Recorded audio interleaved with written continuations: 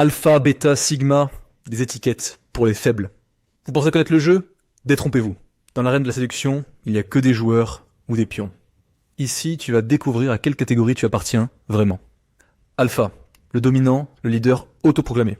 Bêta, le suiveur, le nice guy qui finit toujours dernier. Sigma, le loup solitaire, celui qui se prétend toujours au-dessus du game, mais qui secrètement crève d'envie d'y participer. Des clichés certes, mais qui révèlent une hiérarchie impitoyable. Elle est à respecter, sinon l'ordre s'y perd et on n'arrive plus à communiquer les uns avec les autres.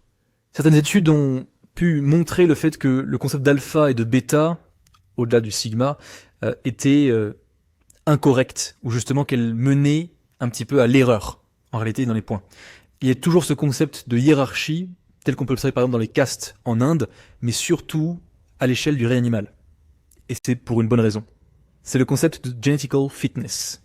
Les femelles, alors là on va partir sur des termes biologiques, mais vont être attirées par des gènes reproductifs dominants. En tout cas des gènes qui, dans le cadre de la reproduction, vont s'affirmer comme dominants et permettre de perpétuer l'espèce. Donc effectivement, on peut comprendre le sens qu'il y a à la hiérarchie. Maintenant, ça doit clarifier un petit peu les trois rôles, les alpha, bêta, sigma, et quelles sont leurs failles. Pour l'alpha, c'est très simple. Tout dans l'apparence, le statut, la domination. Il brille en société, il collectionne les conquêtes comme des trophées. Sa faille est très simple, il a peur de perdre le contrôle, et il est dépendant à la validation. Et d'une manière très simple, un alpha qui doute est un alpha déchu. Qu'en est-il du bêta, du coup? Il se complète dans le rôle du gentil, de l'ami, du confident. Il espère même secrètement que sa gentillesse sera récompensée. Sa faille, sa passivité, son ressentiment, sa frustration même, qui le transforme en un prédateur insidieux. Typiquement, ce ne serait pas un loup, ce serait bien plus un crapaud empoisonné. Il est l'exemple du fait que les gentils finissent toujours en dernier, mais qu'ils peuvent malgré tout mordre la main qui ne les a pas nourris. Alors dans ce cas-là, qu'en est-il du sigma? Il méprise le jeu, mais il observe, il analyse, et il va frapper lorsqu'on s'y attend le moins. Sa faille, c'est sa solitude, son arrogance, qui montre généralement un manque de confiance en lui. Néanmoins, il est le plus dangereux, ça parce qu'il n'a rien à perdre. Parce que là où l'alpha a le statut social, le bêta a l'air d'être gentil, ils ont tous les deux une place en société. Le sigma, lui, il n'en est rien. Il s'en fiche complètement, il peut simplement arpenter les rues, vagabonder, passer de groupe en groupe, d'individu en individu, il ne sera pas affecté. Tu penses te reconnaître dans un de ces portraits? Alpha, sigma, peut-être bêta? Erreur. Ce ne sont que des masques, des rôles que tu joues. Le vrai maître du jeu, c'est les manipuler tous. Alterner entre chacun des rôles, faire en sorte de faire les choses à sa sauce pour pouvoir communiquer ce qu'il souhaite quand il le souhaite. Et tout ça, bien sûr, dans son propre intérêt. Ça ne veut pas dire forcément que le maître du jeu est quelqu'un de malveillant, mal intentionné, ou qu'il va vraiment manipuler dans un but de nuire. Non. Simplement, il a le pouvoir sur les autres. Le pouvoir, non pas parce qu'il est en parfait contrôle de lui-même, simplement parce qu'il a une confiance absolue en lui. C'est l'état de conscience le plus élevé. Et il comprend d'ailleurs que la séduction n'est pas une question de manipulation ou de contrôle, ni même de domination, c'est simplement une question de comprendre les désirs et les faiblesses de l'autre.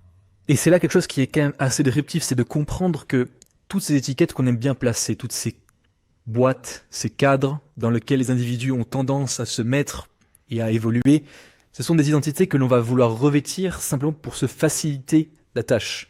Parce que, imagine un instant que tu avais, à chaque fois que tu passes une journée, disons, à réfléchir, en fait, ou à reconsidérer qui tu étais. Ce serait très compliqué. Et donc, effectivement, l'esprit humain, ou plutôt le cerveau, le mental, l'ego même, on pourrait dire, a cette tendance à catégoriser d'un côté, d'un autre, les individus, les choses, pour plus de facilité. Réfléchis même d'ailleurs à une chose, le concept même du vocabulaire, et le fait que de nommer les choses, leur donner un nom, les étiqueter, c'est quelque chose qui n'est nécessaire que lorsqu'on a besoin de venir les observer à une échelle plus petite, avec un niveau de granularité qui est inférieur, à l'instar de, plutôt à l'inverse de, quand on est capable de prendre du recul et observer les choses à plus grande échelle. Question qui est très simple. Imagine que tu sois dans un siège, dans l'espace, et que tu puisses observer le monde entier. Est-ce que tu penses que tu aurais besoin de nommer chaque petite chose? Non. Parce que le recul que tu as est tellement grand que tu peux simplement t'amuser avec ce qu'il y a sans avoir besoin de nommer les choses. Tu peux simplement créer de l'action, ça peut être une guerre par-ci, une maladie par-là, XY, peu importe. Faire en sorte de rendre les gens heureux, malheureux, comme si tu jouais aux poupées presque. Et à ce moment-là, il n'y a pas vraiment besoin que de mettre des étiquettes, dans la mesure où tu te connectes à ces choses-là. Bel et bien, toutes ces choses sont des étiquettes vides de sens. Tu décides, tu as le pouvoir sur qui tu es réellement. Si tu te dis comme étant bêta, tu seras un bêta. Si tu te dis comme étant alpha, tu seras un alpha. Alors attention, ça ne veut pas dire que tu peux simplement le dire dès maintenant je suis bêta ou je suis alpha, et tu le seras. Ça implique d'avoir une confiance absolue en la chose. Et c'est pour ça que les meilleurs séducteurs sont des personnes qui ont une confiance phénoménale en eux-mêmes. C'est pas une question d'apparence physique, pas une question de toutes les choses superflues que l'on peut nous donner comme étant importantes, comme par exemple la richesse ou même le statut social, bien qu'elles aient malgré tout un rôle à jouer. On peut simplement s'en détacher lorsqu'on a une confiance en soi qui est inébranlable. Parce que c'est ce flegme, cette nonchalance avec laquelle on va arpenter les rues de la ville, qui va vraiment nous faire apparaître comme quelqu'un de très séduisant. La morale de l'histoire ici, elle est très simple. Apprends les règles, ou alors on va jouer de toi.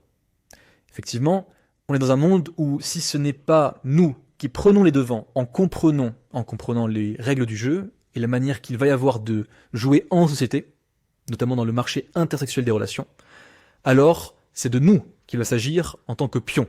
Nous serons des pions et nous serons joués, nous serons positionnés par les maîtres de jeu. La réalité est un jeu d'échecs. Chaque personne est une pièce et chaque situation un coup. La question subsiste. Qui est-ce qui joue et qui est-ce qui est joué? Dites-moi en commentaire ce que vous avez pensé de ces archétypes-là, si vous comprenez un petit peu à quel point les étiquettes sont non pas nécessaires mais bel et bien superflues, et qu'on est capable d'être absolument qui on le souhaite dans la mesure où on a une foi inébranlable. C'était Rémi, bon courage.